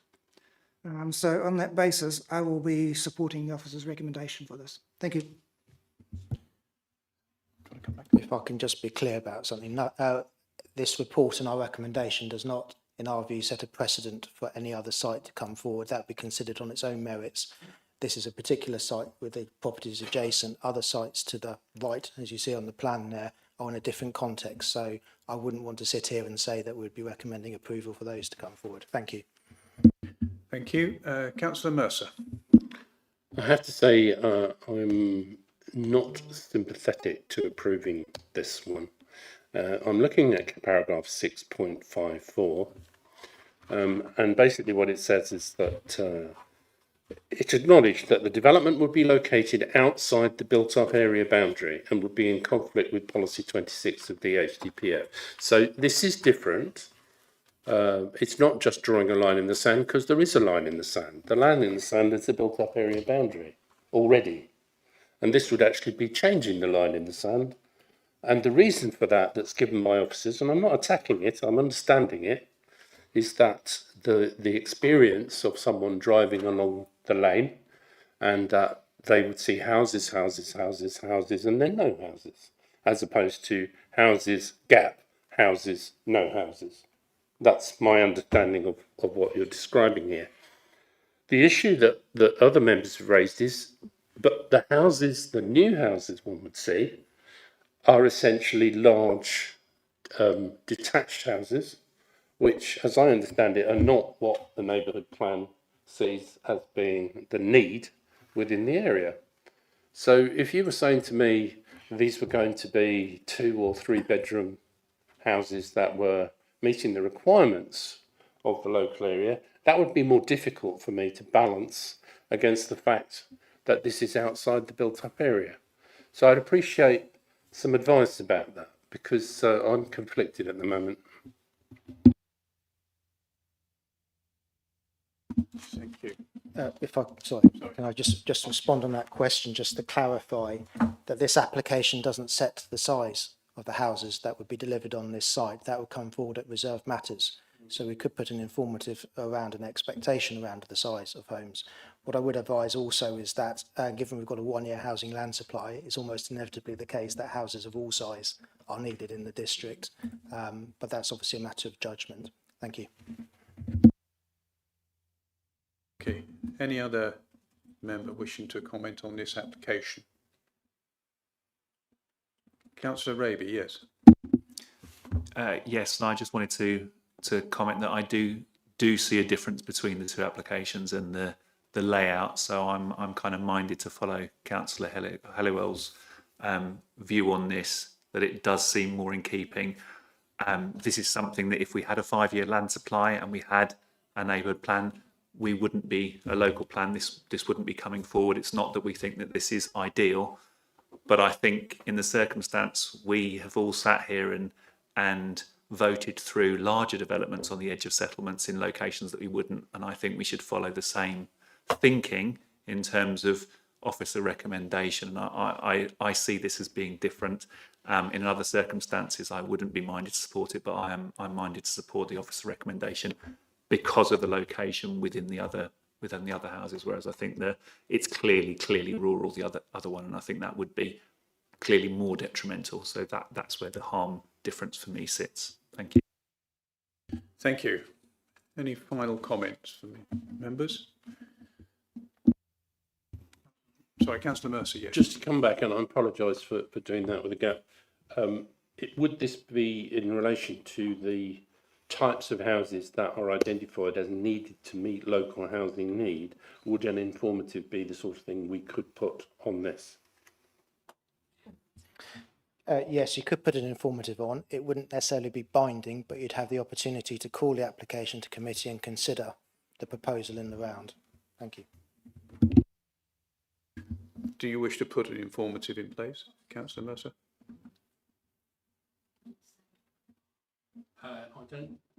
Apologies, I don't know the neighbourhood plan well enough to say what it ought to say, so I would seek advice about that from local members. But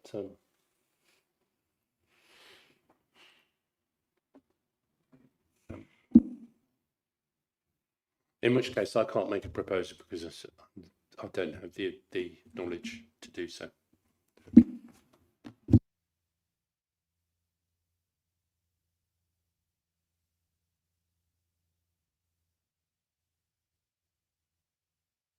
Okay, we can explore possibility of an informative, because we need to look at the local plan, neighbourhood plan, etc., to see what the wording of that informative might be. But I would suggest we do explore that possibility post-committee. Yeah, can I just comment, Chair? Yes. Just to say that I think we'll look up the policies. Obviously, there needs to be a policy basis in which to require these things. So we'll post, as it's not a requirement to make a decision on an informative, officers will take that away, do some research, and we'll, you know, if there's a policy that we can hook it on, then we will do so and add that informative. Okay, thank you very much. If the officer could capture that in the minutes, please. Thank you. Okay, I'm going to go to the vote. And on this particular item, the recommendation is to approve outline planning permissions subject to appropriate conditions and the completion of a Section 106 legal agreement within 4 months of the decision of this committee, or such longer period as agreed by the director of place, acting reasonably and properly. Those for?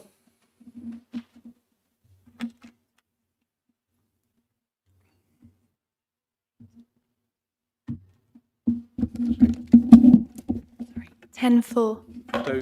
Those against? 2 against. Any abstentions? 2 abstentions. Therefore, the recommendation to approve outline planning permission has been granted. Thank you. Just a very short break. If someone could seek Lynn. Somebody find Lynn, where Lynn is. Do we know where Lynn is?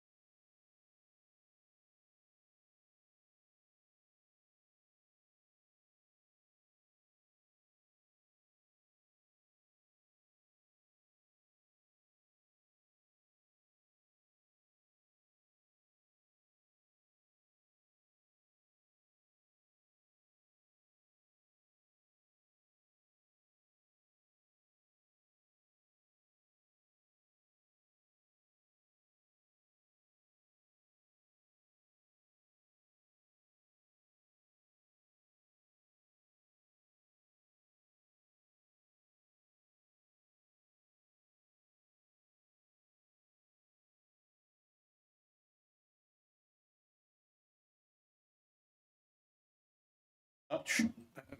Moving on to item 8, which is DC 250935, the Glebe Surgery, the Glebe Storrington. Could the officer make the presentation, please? This application relates to the Glebe Surgery in Storrington. The surgery and adjacent housing was constructed around 2018-2019. The surgery car park is fronted by a 1.2 metre high brick boundary wall, as shown here. The application explains that this boundary wall is blocking views of cars exiting the car park, causing traffic confusion. As a result, the applicants are seeking permission to reduce part of the front wall by 0.6 metres, that's 60 centimetres, to enable cars seeking to enter the car park to see those cars seeking to exit. This plan shows the extent of the wall proposed to be reduced. This is the view out from the car park with the area of wall to be reduced circled. This is another view of the wall from the estate road outside. And finally, this is the view of the wall from the entrance to the estate and surgery site. The red line approximates the new wall height and extent. Although some minor harm would result, officers advise that this is not sufficient to justify the refusal of planning permission. The application is therefore recommended for approval, subject to the conditions set out in the report. Thank you. Thank you very much. Could I invite the first public speaker on this application, which is Jane Dryden, please? And you have 3 minutes. Thank you.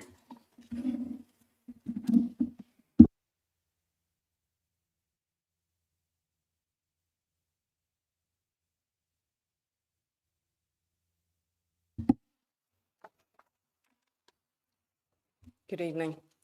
We live at number 1 The Glebe, a private road with public access. Our house is directly opposite the turning to the patient's car park and the section of wall proposed to be lowered.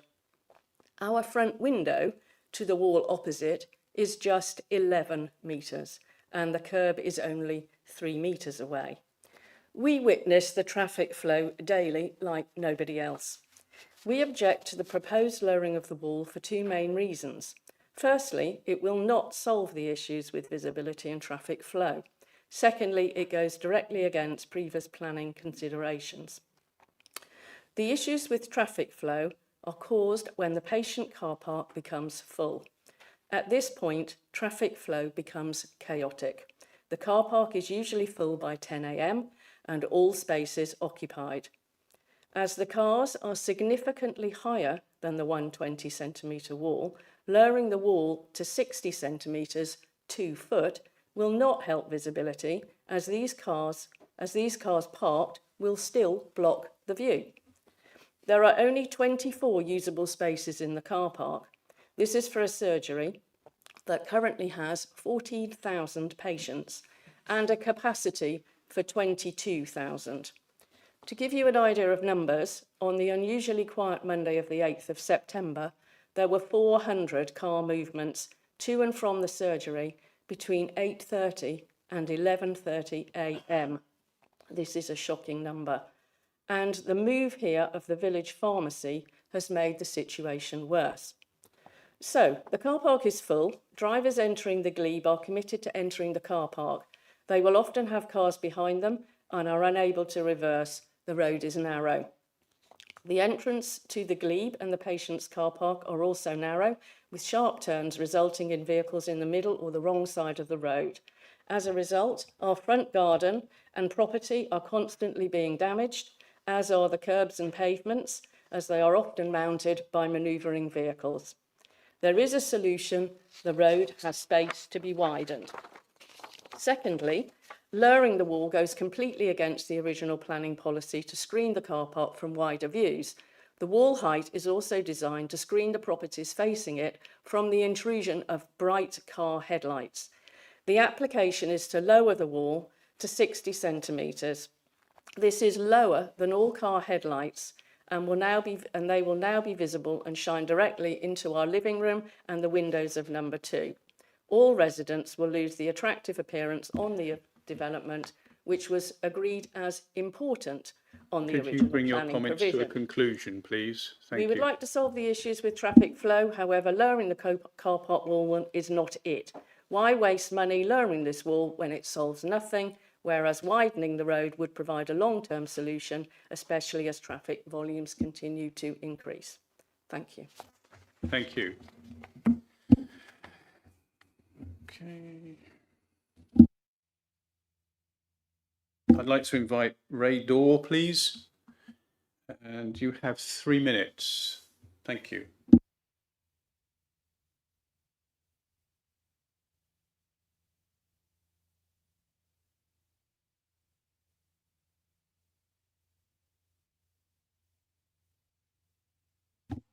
Good evening, councillors.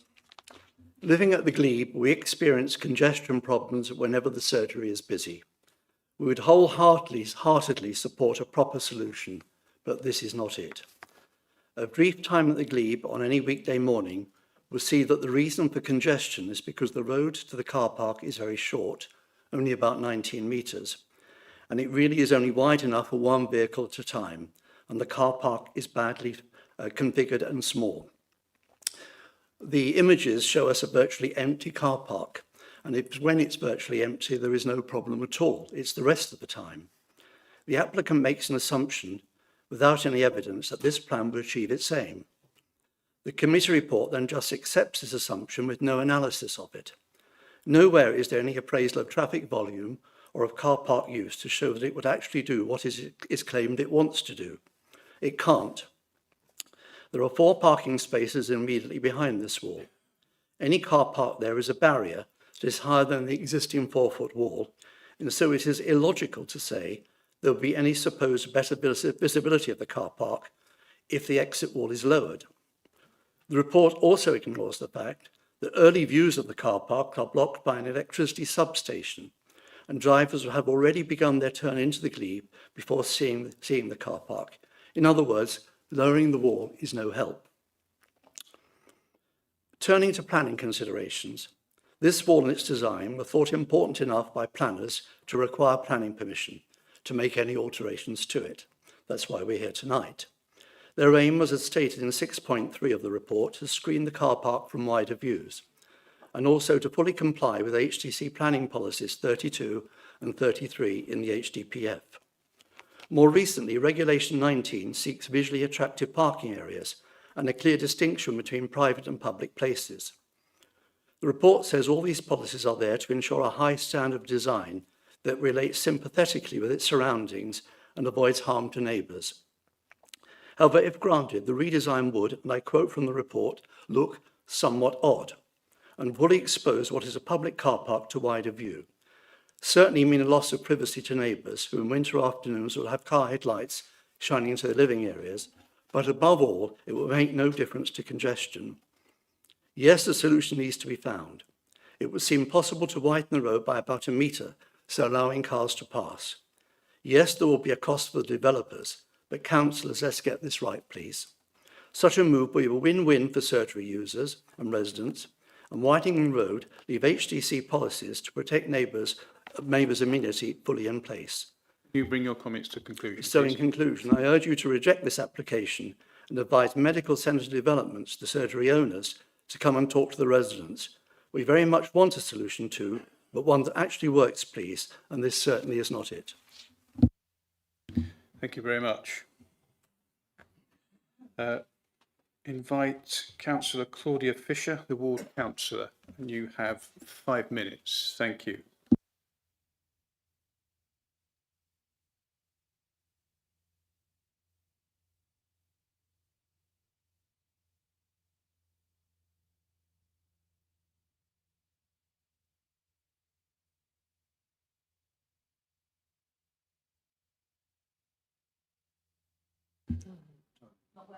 Okay, use the other one.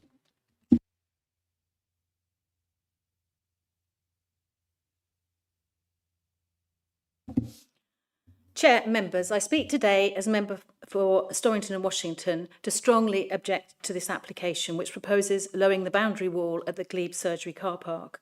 At first glance, it may be a very minor alteration, but it's one that will have a major and very real impact on the residents of number 1 and 2, the Glebe, whose homes sit directly opposite the wall. It's important to note that all 9 households have objected because this wall was not an afterthought. It was a deliberate design feature included in the original consent. Its purpose was to screen the very busy car park to reduce headlight glare and protect residents' privacy and amenity. To lower it now would undermine the very basis on which planning permission was granted. Removing this protection by lowering the wall to just 60 centimetres will allow headlights from every arriving and departing vehicle to shine directly into their homes. In winter, this would mean a daily stream of flashing light from 3 p.m. till well after 6:30 when the surgery closes. Headlight heights vary from 70 centimetres on a small Ford car to much higher on SUVs. And when you bear in mind that the car park sits higher than the road, this is not a minor inconvenience. It would be a daily intrusion and a material planning harm. Both the National Planning Policy Framework paragraphs 135F and 198C and HDPF Policy 24 and 23 require development to safeguard neighbouring amenity and mitigate the effects of light pollution. This proposal does the opposite. It removes an existing mitigation measure that was put in place precisely to protect amenity. And let us not forget that residents also have a legal right to a peaceful family life under Article 8 of the Human Rights Act. Approving this scheme would compromise that right. And what's more, this solution offers no real safety benefit. The applicant suggests that lowering the wall will improve visibility, but local observation shows the wall is rarely the problem. The 4 spaces directly behind the wall are almost always occupied, so cars themselves are the real barrier to sight lines, not the wall. When the car park is full, which is much of the time, the problem is not lack of visibilities, but vehicles meeting each other in a space too narrow to pass. Lowering the wall will simply expose residents to glare while doing little to resolve the conflict at the entrance. Let's also consider the increased usage since the original consent. The closure of the pharmacy in the village has consolidated services on this site, increasing traffic far beyond what was assessed when the wall was first approved. This change strengthens the argument for maintaining, even enhancing screening, not for reducing it. I and the residents believe that better solutions exist. We recognise that the current entry and exit arrangements are not fit for purpose and that something needs to be done. But the real issue is the narrow width of the entrance and internal road. And there is space to widen them slightly, but enough, by using a small strip of pavement. This would allow 2 cars to pass safely, relieve congestion and achieve the applicant's stated goal of improving traffic flow, all without sacrificing residential amenity. As local member, I'm ready to work with the surgery, the landlord, residents and officers to develop a joined-up scheme that genuinely improves safety and traffic circulation. It's clear this proposal conflicts with multiple policies. HDPF Policy 24, failure to minimise exposure to the emission of pollutants, including light pollution. HDPF Policy 33, failure to avoid unacceptable harm to the amenity of occupiers and users of nearby property. MPPF paragraph 135F, requiring development to ensure a high standard of amenity for existing and future users. And MPPF paragraph 198C, requiring planning decisions to limit the impact of light pollution on local amenity. The harm to amenity is clear and well evidenced. The benefit, in contrast, is marginal at best and not proven at worst. And members, you need to have no fear of consequences to the council from an appeal. This is not a case where the tilted balance for housing delivery applies. Refusing this application would be entirely defensible. It's about basic fairness and protecting residents' right to the quiet enjoyment of their homes. Lowering the wall would subject them to daily disturbance with little or no corresponding public gain. We are not saying do nothing, we're asking you to do better. Reject this flawed proposal and allow time for a proper solution to be designed that works well for both the surgery, its users and its neighbours. Thank you. Thank you very much.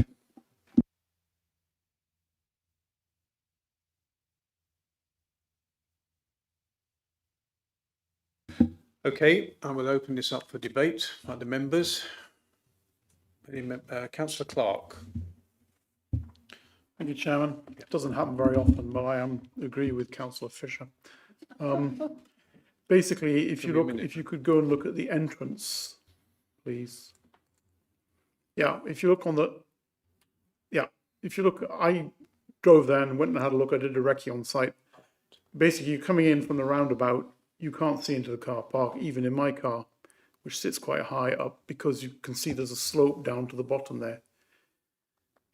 Reducing the height of the wall will do nothing to address the visibility, because basically there is no visibility from any cars coming into there. And even if you drop the height of the wall as desired, you still got cars parked in there, as was explained, which will prevent sightlines anyway. So essentially, the short run up is a problem. The slope from the road to the roundabout to the entrance is a problem. The entrance is too narrow. Basically, this isn't the solution to the problem. There needs to be a different solution to this problem. The thought that went through my mind, for what it's worth, is to put a mirror up there, for example, to help with sightlines. But I don't see this as addressing the problems. Furthermore, you're getting towards the edge of the village, so high beam lights and lights into the house opposite is also part of the dark sky edges of the village, so that doesn't help with that. It also changes quite large the look of the place, and basically you're looking at cars instead of a wall, and that's why the wall was put into place, was to provide amenity to the people living there. So I agree, unfortunately, with what Councillor Fisher has said in all of her points. Councillor Blackburn, did you have your hand up earlier? I did, Chair, thank you. But actually, I think Councillor Clark and Councillor, I was concerned with the cars being the real barrier to sightlines and not the wall. And I don't really see, you know, there are other adverse impacts, aren't there, to removing or lowering the wall. So, yeah, I was just going to make a comment on that. Thank you, Chair. Councillor Vickers. Here, Chairman, I agree totally with what my colleagues have just said, and also with Councillor Claudia Fisher and the two objectors. I can't see any benefit from reducing the height of this wall. If there are cars parked there, the visibility will still be limited, and I think it would make it look very odd. So I'm going to oppose this. Thank you. Thank you. Councillor Trott. Just very quickly, yeah, I totally sympathise with the people objecting. It must be utterly miserable in winter with all those lights going in and out, and I can't see that this is going to help solve the problem. So, like Councillor Clark, I find myself agreeing with Councillor Clark, which is unusual. So, thank you. Fascinating. We're all starting to agree with one another. Any other member wishing to comment? No? Oh, yes, Councillor Frankland. Yeah, just very quickly. I think there probably are other much better solutions to this. It's not that this is the only solution. I think we should bear that in mind. There must be other better solutions. Councillor Mercer, yes. Just to ask a question of the planning officers, I appreciate this is a request for essentially a reduction in amenity by reduction of the height of the wall, and the view that officers have to take is how much does that matter in terms of the circumstances? Does that mean that therefore the utility value of the action comes into that equation, i.e. does it do the job or doesn't it? And therefore, if that utility value, as described by those who presented and others, is quite clearly nil, what does that do to your assessment of the amenity diminution? It's a benefit versus harm matter, and obviously the benefit laid out in the application is improving those sightlines. If you disagree with it, that's a matter of planning judgment versus the harm in terms of amenity, both visual and to the neighbours. Thank you. Councillor Halliwell. Thank you. I've listened to all the other comments that have been made about how this will be of no benefit to the situation that is in existence now. What I'd like to say is that, well, if we do allow this application to go through, then time will tell whether it manifestly is an improvement or not. And if it shows that it is not an improvement, it makes the argument for alternatives even stronger. So if we reject it, then that option doesn't eventuate. So I would be supporting the officer's recommendation on this. Thank you. Phone off. Thank you very much. Any other comments? No? Okay, I shall go to the vote. And the recommendation is to approve planning permission subject to appropriate conditions as noted in the committee report. All those for, please show. 1 for. All those against?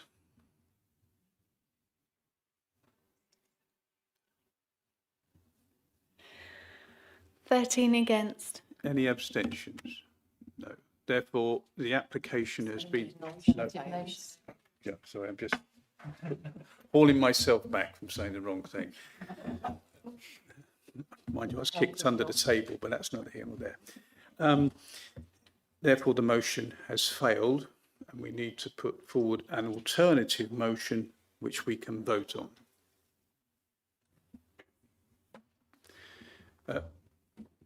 Councillor Croker, then I'll come to you, Councillor Vickers. I have got a few words I could suggest as an alternative motion, if I can get this thing to work. So basically, the reduction in the boundary wall height would result in unacceptable harm to the residential amenity of occupiers at numbers 1 and 2, the Glebe, by allowing headlight glare into habitable room windows and by removing essential visual screening secured through the original consent. The proposal is therefore contrary to HDPF policy 24 regarding environmental protection and HDPF policy 33 development principles, and fails to accord with MPPF paragraph 198C and MPPF paragraph 135F. But I'm willing to be, what's the word, corrected. It's fine. No, thank you, Councillor Croker. Do I need to come back to Councillor Vickers? I'm happy to support that proposal, Chairman. I don't think the reduction in height provides the visibility that it suggests. Thank you. I believe, Councillor Franklin, you had your hand up as well earlier. You said... To be added. Is that to be added, that point? Chair? No. Did you want that added? Sorry. Yes, please. Okay. Could you just repeat that again so we can... I don't think the reduction, I mean, I think the proposal should say also the reduction in height of the wall will not increase visibility when cars are parked there. Thank you.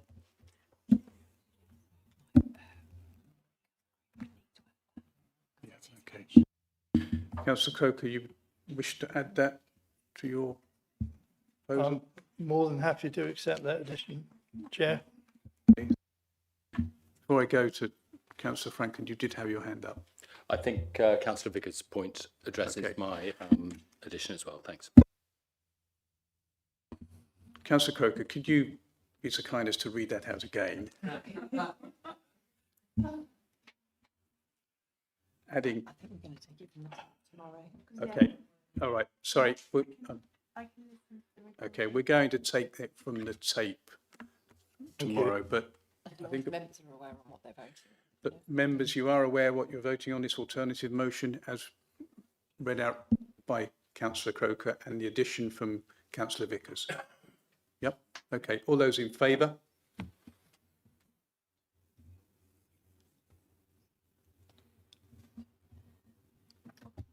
In favour. Any against?